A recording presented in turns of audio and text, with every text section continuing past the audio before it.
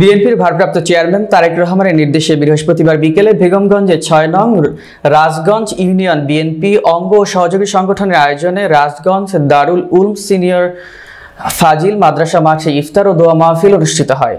এ সময় ইফতার মাহফিলে উপস্থিত ছিলেন নোয়াখালী জেলা স্বেচ্ছাসেবক দলের সহ সভাপতি ফয়সাল ইনাম কমল, রাজগঞ্জ ইউনিয়ন বিএনপির সহ সভাপতি আনোয়ার হোসেন ফরাজি, ইউনিয়ন যুব দলের সভাপতি মাহমুদ হাসান সোহাগ, সদস্য সচিব নূর মোহাম্মদ বাবুল, যুগ্ম আহ্বায়ক ফজলুল হক বুদ্ধি, ওয়ার্ড বিএনপি সভাপতি হারুন, বেগমগঞ্জ উপজেলা যুব দলের সদস্য ইব্রাহিম খলিল সবুজ, কামরুল হাসান সায়েম, ইউনিয়ন স্বেচ্ছাসেবক দলের সিনিয়র যুগ্ম আহ্বায়ক নুরুজ্জামান জামান, নোয়াখালী সরকারি কলেজ ছাত্রদলের সাবেক সদস্য রাফি চৌধুরী, নোয়াখালী জেলা ছাত্রদলের পাঠাগার বিষয়ক সম্পাদক আলাউদ্দিন রিপন, সদস্য রবিন, যুবদল নেতা রানা, হৃদয় সহ রাজগঞ্জ ইউনিয়ন বিএনপির অঙ্গ ও সহযোগী সংগঠনের নেতৃবৃন্দ।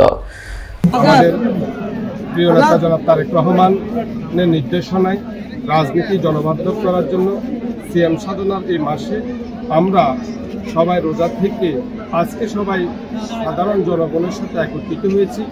আমাদের বেগমগঞ্জ 3-এর সাংগঠনিক অভিভাবক জনাব বরকতুল্লাহ বুলু ভাইয়ের নির্দেশনায় আজকে এখানে যারা সমবেত হয়েছেন প্রত্যেককে ধন্যবাদ জানাই। আসলে সংস্কার বিষয়টা হলো ওটা যে নিজেকে সংস্কার করো, রাষ্ট্র সংস্কার হয়ে যাবে।